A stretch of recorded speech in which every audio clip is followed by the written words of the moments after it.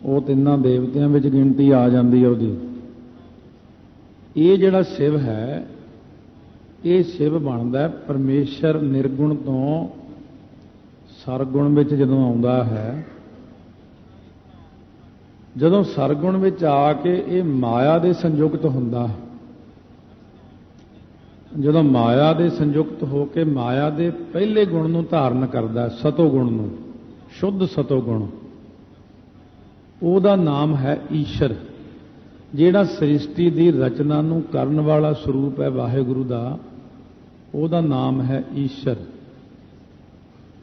ਨਿਰਗੁਣ ਰੂਪ ਵਿੱਚ ਤਾਂ ਉਹ ਕੁਝ ਵੀ ਨਹੀਂ ਕਰਦੇ, ਸਰਗੁਣ ਰੂਪ ਵਿੱਚ ਈਸ਼ਰ ਨੇ।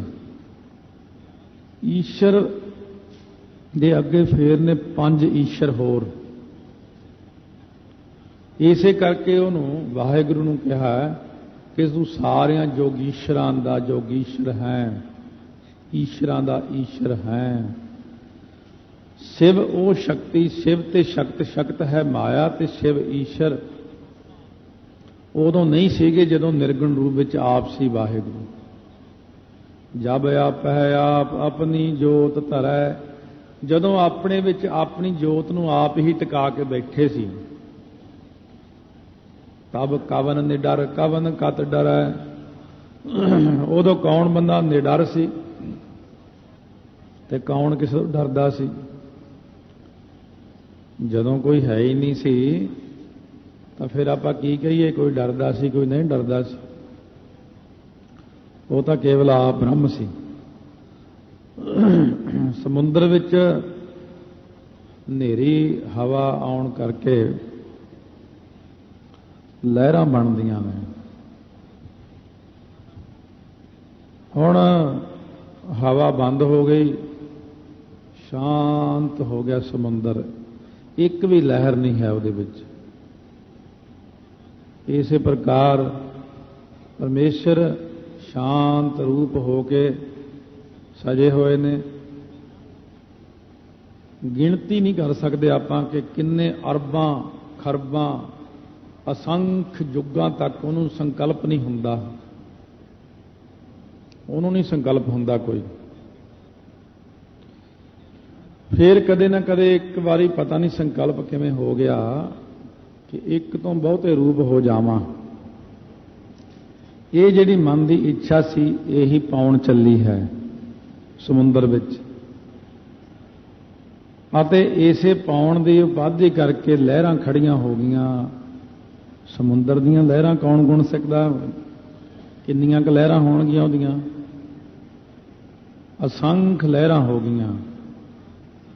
ਵਾਹਿਗੁਰੂ ਨੇ ਫੁਰਨਾ ਕੀਤਾ, ਸੰਕਲਪ ਕੀਤਾ, ਇੱਕ ਤੋਂ ਬਹੁਤੇ ਰੂਪ ਹੋ ਜਾਵਾਂ।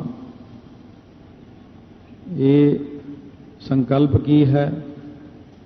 ਓੰਕਾਰ। ਇਹ ਸੰਕਲਪ ਹੈ ਬਸ। ਕਿਉਂਕਿ ਓੰਕਾਰ ਦੇ ਕਹਿੰਦਿਆਂ ਹੀ ਸ੍ਰਿਸ਼ਟੀ ਬਣ ਗਈ, ਬਹੁਤਾ ਟਾਈਮ ਨਹੀਂ ਲੱਗਿਆ। ਵਾਸਤਵ ਦੇ ਵਿੱਚ ਉਹ ਆਪ ਇੱਕ ਹੀ ਹੈ, ਨਿਰਗੁਣ। ਜਿਹੜਾ ਆਪਾਂ ਕਹਿੰਦੇ ਇੱਕ ਓੰਕਾਰ ਸਤਿਗੁਰ ਪ੍ਰਸਾਦ, ਵਾਸਤਵ ਦੇ ਵਿੱਚ ਉਹ ਆਪ ਇੱਕ ਹੈ, ਨਿਰਗੁਣ। ਓੰਕਾਰ ਹੈ ਸਰਗੁਣ ਤੇ ਸਤਿਗੁਰ ਪ੍ਰਸਾਦ। ਸਤਿਗੁਰੂ ਦੀ ਕਿਰਪਾ ਨਾਲ ਨਿਰਗੁਣ ਤੇ ਸਰਗੁਣ ਦੀ ਏਕਤਾ ਪ੍ਰਤੀਤ ਹੁੰਦੀ ਹੈ ਮਨ ਦੇ ਅੰਦਰ। ਤਾਂ ਮਹਾਰਾਜ ਸੱਚੇ ਪਾਤਸ਼ਾਹ ਕਹਿੰਦੇ ਨੇ ਕਿ ਇੱਕ ਏਕਾ, ਏਕੇ ਤੋਂ ਹੋਰ ਪਿੱਛੇ ਚਲੇ ਜਾਂਦੇ ਆਪਾਂ। ਜਿਹੜਾ ਗੁਰਮੁਖੀ ਲਿਪੀ ਵਿੱਚ ਏਕਾ ਲਿਖਿਆ ਹੁੰਦਾ ਹੈ, ਉਹਨੂੰ ਇੱਕ ਲਿਖਣ ਤੋਂ ਪਹਿਲਾਂ ਜ਼ੀਰੋ ਦਾ ਰੂਪ ਦੇਣਾ ਪੈਂਦਾ। ਜ਼ੀਰੋ ਤੋਂ ਅੱਗੇ ਫਿਰ ਥੱਲੇ ਨੂੰ ਇੱਕ ਲਾਈਨ ਮਾਰਨੀ ਪੈਂਦੀ, ਉਹ ਫਿਰ ਬਣਦਾ ਇੱਕ। ਵਾਸਤਵ ਦੇ ਵਿੱਚ ਇਸੇ ਏਕੇ ਵਿੱਚ ਹੀ ਬਹੁਤ ਕੁਝ ਹੈ। ਅਸਲ ਵਿੱਚ ਇਹ ਸ੍ਰੀ ਸਾਹਿਬ ਹੈ। ਸ੍ਰੀ ਸਾਹਿਬ ਨੂੰ ਕਦੇ ਦੇਖਿਓ ਢੰਗ ਨਾਲ ਖੜਾ ਕੇ ਸਿੱਧੀ ਸਾਹਮਣੇ, ਇਹ ਉਹੀ ਇੱਕ ਹੈ ਜਿਹੜਾ ਸਾਹਮਣੇ ਲਿਖਿਆ ਹੋਇਆ ਇੱਕ, ਤੇ ਨਾਲ ਓੰਕਾਰ। ਇਹ ਸਰੂਪ 10ਵੇਂ ਪਾਤਸ਼ਾਹ ਨੇ ਕਿਸੇ ਸਿੰਘ ਨੂੰ ਦਿਖਾਇਆ ਸੀ। ਕਹਿੰਦੇ ਆ ਦੇਖ, ਤੈਨੂੰ ਦਿਖਾਈਏ ਇੱਕ ਓੰਕਾਰ ਕੀ ਚੀਜ਼ ਹੈ। ਆ ਦੇਖ, ਸਾਡਾ आ जिहड़ा ਏਕਾ लिखिया होया ना, श्री साहब बना दी महाराज ने उत्थे, कहने है ना। इस प्रकार एक दे विच ही बड़ा कुछ छुपिया होया है। एक दे थल्ले वाले लाइन नूं जे कट दईए तो वह जीरो रह जाती है। ये जीरो ही निर्गुण कहलाउंदा है। ये जीरो विच ही सारा कुछ है।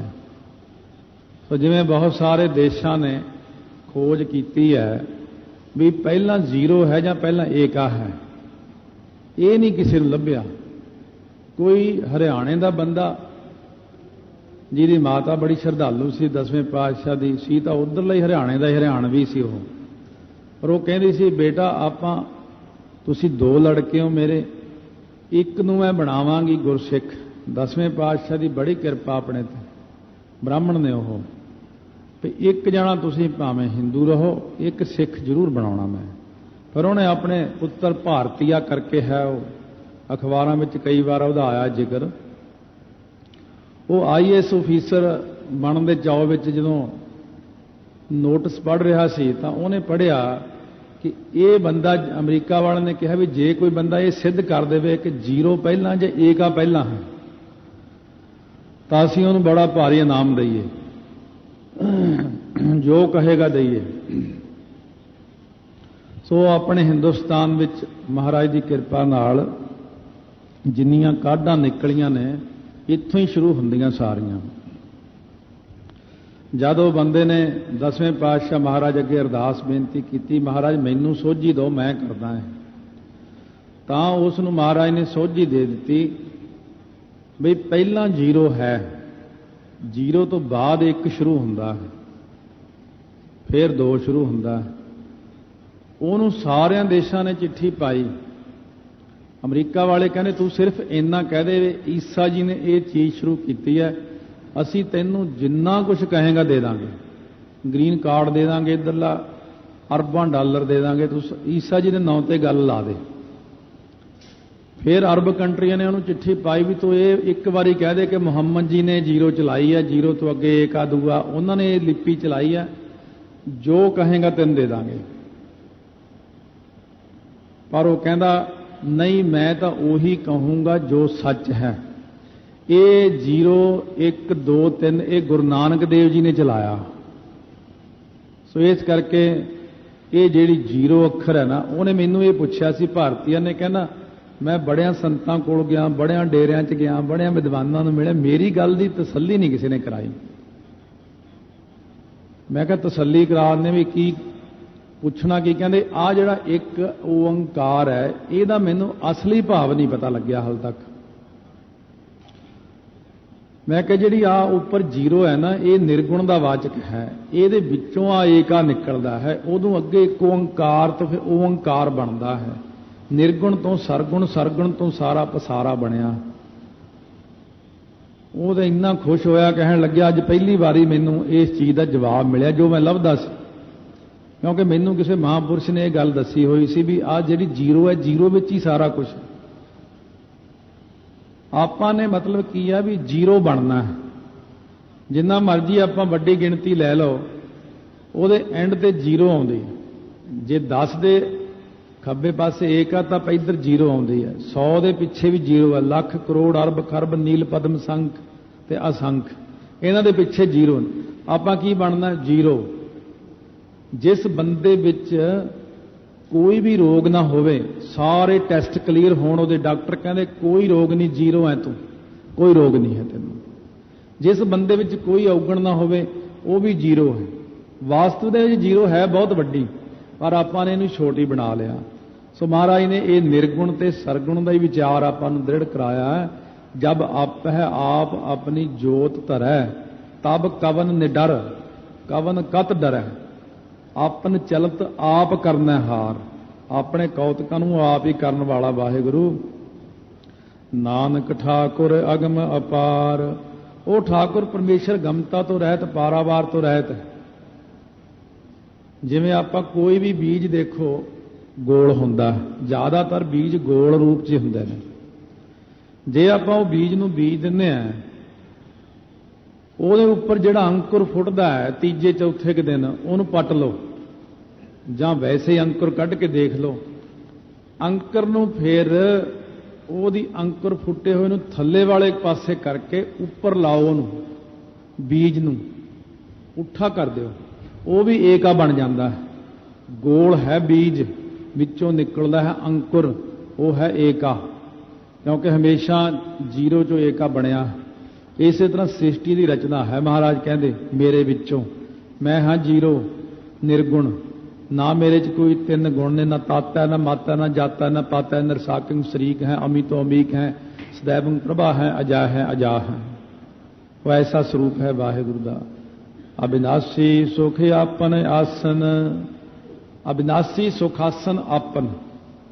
वाहिगुरु अपने सुखासन के उत्ते आप ही अविनाशी रूप होकर बैठा।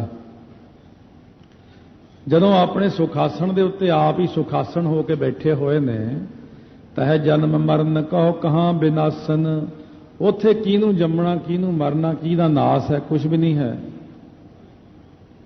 ये कली अष्टपदी नहीं लिखी हुई, एक अवस्था भी है।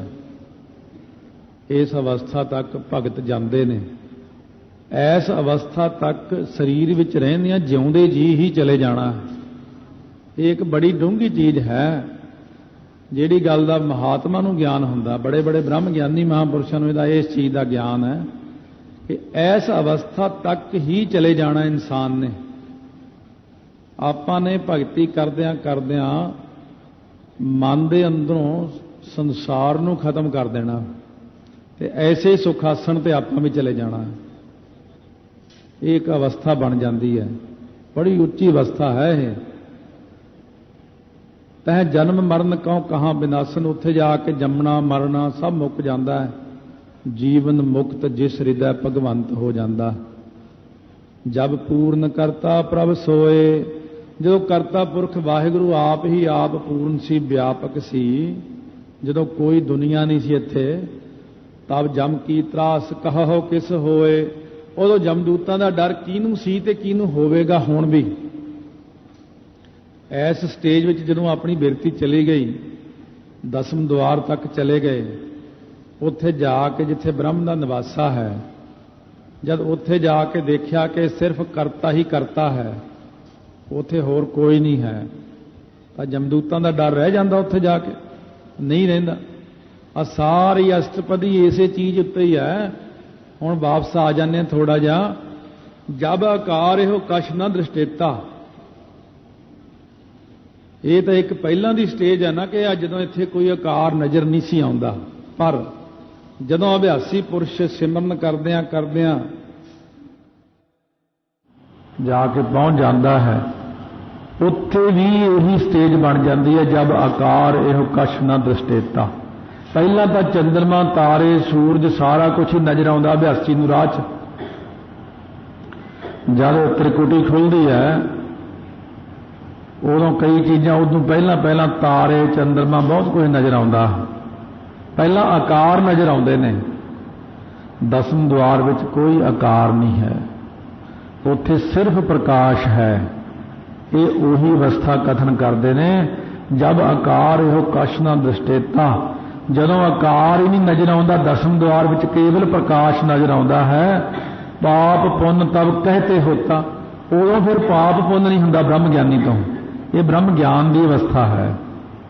जब धारी अपन सुन समाध, जो ब्रह्म ज्ञानी अपनी सुन समाध में चलिया जाता है, सुन समाध की दशा में ब्रह्म ज्ञानी दसम द्वार में निकल जाता जदों, तब बैर विरोध के संकमात।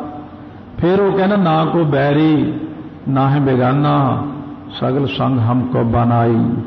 जब इसका वर्ण चिन्ह ना जापत, जदों दसम द्वार में पहुंच के वर्ण चिन्ह तो रहत हो जाता है, तब हरख शोक को किसे व्यापत। फिर ब्रह्म ज्ञानी ने ना हरख ना शोक, दोनों ही चीज़ां नहीं रहनियां उत्थे। जब अपने आप पार ब्रह्म, जदों जीव अपने आप विच आप ही पार ब्रह्म रूप हो जाता है भगती कर करके, तब मोह कहाँ किस होवत भरम। दसम द्वार में जाके फिर जो ब्रह्म ज्ञान की संपूर्ण स्टेज आ जाती है, उत्थे किनू मोह रह जाता, किनू भरम रह जाता। ना मोह ते ना भरम। भाई भिखारी जान लग्या, गुरसिख कहन लग्या पंजवें पातशाह नूं, दर्शन करने ने मैं ऐसे गुरसिख दे ਜਿਹੜਾ ਵਾਕਈ ਗੁਰਮੁਖ ਹੋਵੇ, ਨਿਰਲੇਪ ਹੋਵੇ। ਜਦੋਂ ਜਾ ਕੇ ਮਿਲਿਆ ਕਹਿੰਦਾ ਇਹ ਤਾਂ ਬੜਿਆ ਫਸਿਆ ਹੋਇਆ, ਦਰੀਆਂ ਇਕੱਠੀਆਂ ਕਰਦਾ, ਲੱਕੜਾਂ, ਚਾਦਰਾਂ, ਮਠਿਆਈਆਂ ਬਣਾਈ ਜਾ ਰਿਹਾ। ਪਰ ਜਦੋਂ ਸਾਰੀ ਕਿਰਿਆ ਹੋ ਹਟੀ, ਬੱਚੇ ਦਾ ਵਿਆਹ ਕਰ ਲਿਆਂਦਾ, ਬੱਚਾ ਚੜ੍ਹਾਈ ਕਰ ਗਿਆ, ਦਰੀਆਂ ਵਿਛ ਗਈਆਂ, ਕੀਰਤਨ ਹੋ ਰਿਹਾ, ਭੋਗ ਪੈ ਗਿਆ। बड़ा हैरान होया गुरसिख, कहने लग्या भाई साहब ये तुहानू सारा पता सी? कहने हाँ पता सी। फिर तुसीं बच्चे की उम्र लंबी मंग लेंदे। कहने फिर ना मरदा है चंगा समका, ये तो कहने सचखंड नूं गया, मैं क्यों रोकदा इहनूं, क्योंकि ਇਹਦਾ कर्म ही इन्ना सी बस। महाराज कहने जब अपन आप पार ब्रह्म तां मोह कहाँ किस होवत भरम, ना उन्होंने मोह हुंदा ना भरम हुंदा। जब राय कल्ले कोल नूरे माही ने जाके रायकोट विखे 10वें पातशाह दस्या सरहंद तो वापस जाके साहिबजादे नीआं चिणते शहीद हो गए। काफ़ी संगत विच सोग जिहा हो गया, साहिबजादे शहीद हो गए। उस वक्त भाई दया सिंह नूं महाराज कहने भाई दया सिंह धरती के उत्ते लकीरां कढ़ 4। भाई दया सिंह ने 4 लकीरां खिच्चियां धरती ते, कहने इन्हां नूं हथ नाल मटे दे, मटे दित्तियां। लकीरां खिच्चण वेले कोई खुशी तैनूं होई? कहने ना जी। लकीरां नूं मिटाउण वेले कोई गमी होई, कोई विराग, कोई उदासी? कहने ना जी, कोई फर्क नहीं पिया है। लकीरां खिच्चणियां ते मिटणियां नाल तां कोई फर्क नहीं पैंदा। महाराज कहने बस इन्ना की है, तुसीं इन्ना अफसोस ना करो। वो 4 लकीरां बणियां, 4 लकीरां मेट दित्तियां। जिवें तेरे मन ते कोई असर नहीं, मेरे मन ते भी कोई असर नहीं है उन्हां दा। वो तो मेरे नाल ही आए सी, मेरे कोल ही ने, हुण उन्होंने कित्थे जाना। इस करके इस स्टेज का मालक हो जाता।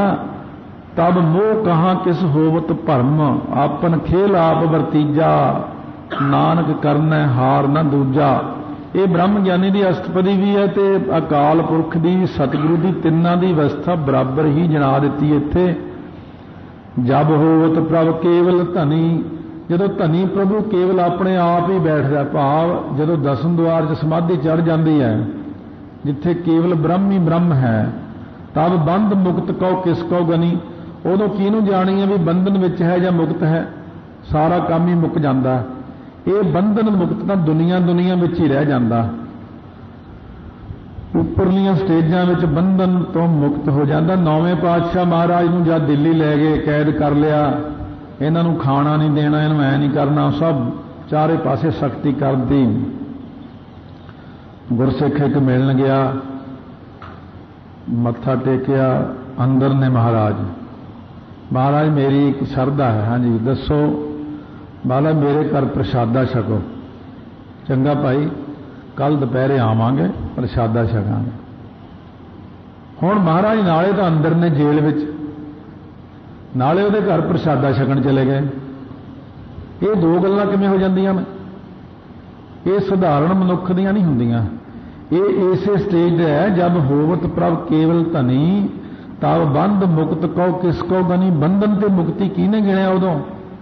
महाराज उहदे घर प्रशादा छकदे एक काजी ने देख लिया, वो 9वें पातशाह नाले तो उत्थे सी अंदर। फिर औरंगजेब नूं आके कहण लग्या ये तो दोपहरे प्रशादा छक रहे सी एक सिख दे घरे, पहरेदार होर तकड़े कर दिते। इन्ना सख्त पहरा भी कीड़ी भी ना जान दें किते। फिर एक सिख ने होर बेनती करती, महाराज मेरे घर भी प्रशादा छको।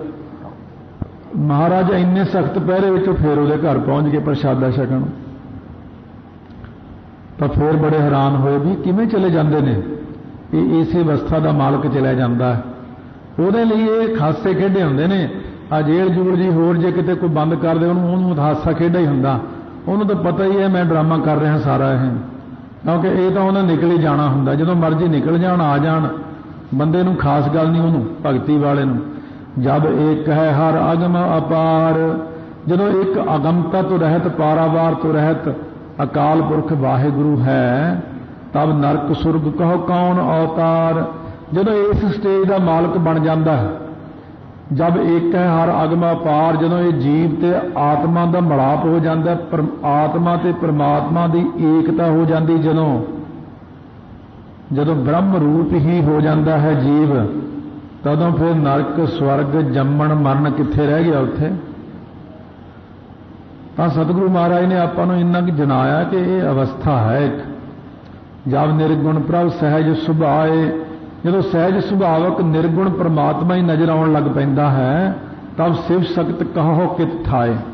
तो ये बंदे दे विचों ये चीज़ां मुक जांदियां ने, ये जिहड़ा जीवपुणा मुक जांदा है, मायापुणा मुक जांदा है, केवल ब्रह्म ही नजर आउंदा है। जब आप है आप अपनी जोत तरै, तब कवन निडर कवन कत डरै। जदों अपनी जोत आप ही प्रकाशमान कर लैंदा दसम द्वार दे विच, फिर हुण किहने डरना है ते किहने डराउणा है। भगत नामदेव जी नूं भेज दिता, जा भी पानी लिया जाके। जदों खूह तो पानी लैण गए, अग्गों शेर आ गया, जान के भेजिया सी। जदों शेर आया, और नामदेव जी की अवस्था ही यह है, जब आप है आप अपनी जोत धरै, तब कवन निडर कवन कत डरै। नामदेव जी कहते उही जोत मेरे च, उही तुहाडे च है। शेर नूं मत्था टेकी जाने, आओ महाराज अज तां बड़ी सोहनी जत लग रही, थोड़ी जत बड़ी वधिया, ये पूछ बड़ी सोहनी है, ये बड़े सोहने रूप बनाए ने, बड़े सोहने लग रहे हो, आवाज़ बड़ी सोहनी थोड़ी आई। तां अखीर परमेश्वर नूं शेर विचों ही प्रगट होना पिया। कर लेंदे ने बड़े, परमेश्वर नूं शेर चों प्रगट कर लिया। तो क्योंकि ये अवस्था है उन्हां दी, आपन चलते आप करनै हार, नानक ठाकुर अगम अपार। अपने कौतकां नूं आप ही करन वाला है वाहिगुरु। महाराज कहते वो गमता तो रहत पारावार तो रहत है। ब्रह्म ज्ञानी नूं इसे करके लिखिया, नानक ब्रह्म ज्ञानी आप परमेश्वर। क्योंकि भगती करदियां करदियां परमेश्वर दे विच लीन हो जाते हैं, फिर अपने कौतक, फिर ये सारी अष्टपदी बिल्कुल ब्रह्म ज्ञानी के नाल ही ढुक जाती है, जिन्नी भी अवस्था चल रही है। अविनाशी सुख आपन आसन, जो सुखासन हुंदा अपने अविनाशी नाश तो रहत सुखासन ते सुखासन हो जाता है, सुखा दा आसन। भगत कबीर जी कहने, जब अब तो जाए चढ़े सिंहासन मिल है, सारंग पानी राम कबीरा एक भय है, कोई ना सकै पछानी। तह जन्म मरण कहो कहाँ विनाशन, उथे जमना मरना किथे, नाश किथे, कुछ भी नहीं है। जदों दसम द्वार नूं जी पहुंच जाता अपनी अवस्था च, दसम द्वार नूं जोगी भी जाते हैं, पर वो होर चीज़ है। क्योंकि पहला मैं भी ये गल मानदा भी दसम द्वार कोई खास गल नहीं। दसम द्वार विच जोगियां दा जाना ते अपना जाना भगती नाल, ये दो वखरियां स्टेजां ने। जोगी तो सिर्फ सवासां नूं चढ़ाउंदे ने, केवल सवास उत्ते दसम द्वार विच जाके बैठे रहे। जदों थल्ले आए फिर वही अवस्था। किन्नी बहुत गर्मी पै गई, जिन्हां ने शिमले घर बनाए हुए ने ठंडियां थावां ते चले गए, महीना 2 महीने रहे। जो इत्थे वापस आए, इत्थे किहड़ा फिर सर्दी हुंदी आ, हुण 10 दिन जां घुम्मण गए कुल्लू मनाली, फिर मुड़िया इधर नूं आउंदे फिर जी नहीं करदा, बड़ी गर्मी लगदी इत्थे आके। दसम द्वार विच जदों तक बिरती टिकी रहिंदी जोगियां दी, उदों तक ही आनंद बनया रहिंदा उन्हां नूं। वो भी ब्रह्मानंद नहीं, जोगानंद। 2 आनंद ने, एक जोगानंद है, एक ब्रह्मानंद है। जब तक बिरती टेगी उदों तक उन्हां दी बिरती जोगानंद विच टिकी रहिंदी। जदों थल्ले आ गए तो अपने वर्गे ही बन जाने साधारण मनुख, क्योंकि वो नाम दे नाल नहीं गया उपर नूं। नाम नाल जाना होर चीज़ है। वैसे देखो प्रमाण वजों जे गुरु ग्रंथ साहिब महाराज इत्थे ना होण, आपां बैठे हुए सारे आपां फजूल ही हैं। फिर तां जब तक सतगुरु नहीं हुंदे संगत विच, उदों तक वो संगत नहीं बनदी। जै सतगुर तै सतसंगत बनाई, जिथे नाम नहीं जाता नाल दसम द्वार विच, उत्थे तां फोकट पाउण जांदी है। जा तां आउंदे ने, पर उन्हां नूं वो चीज़ नज़र नहीं आउंदी जो आपां कहने। सूक्ष्म मूर्त नाम निरंजन काया का आकार, वो कहते तो है कि मैनूं ये चीज़ नज़र आउंदी है, पर नहीं, नाम तो बिना वाहिगुरू नज़र नहीं आउंदे। वो इहो जी अवस्था विच चले तो जांदे ने, पर फोकट पर इत्थे जिहड़ी अवस्था महाराज हुण जना रहे ने आपां नूं, जब अवगत अगोचर प्रभ एका। अवगत हुंदा शरीर तो रहत अदृष्ट परमेश्वर, अगोचर इंद्रियां दे विषय तो परे। जदों इक्को एक सीगा इस संसार, जदों दुनिया बनी नहीं सी, ये तो पुरानी गल हो गई ना। आद सच उस सृष्टि विच है, आद सच उस अवस्था का शब्द है, आद सच। ये सारी अष्टपदी इसे एक अखर विच ही खड़ी है, आद सच विच खड़ी है। आद मुੱਢ विच भी तू सच रूप भी सी, कदों वो तो नहीं सी जानते। असी तो इन्ना जानते कि जुगाद सच है तू, जुगां दे शुरू विच तू सच जरूर सी, पर आद तेरा नहीं कोई पा सकिया। जब अवगत अगोचर प्रभ एका, जदों इको एक वाहिगुरु आप ही आप हुंदा है। पिछे भी सी ते जदों हुण दसम द्वार विच भी अवस्था चली जाती है वाहिगुरु मंत्र दे अभ्यासियां दी,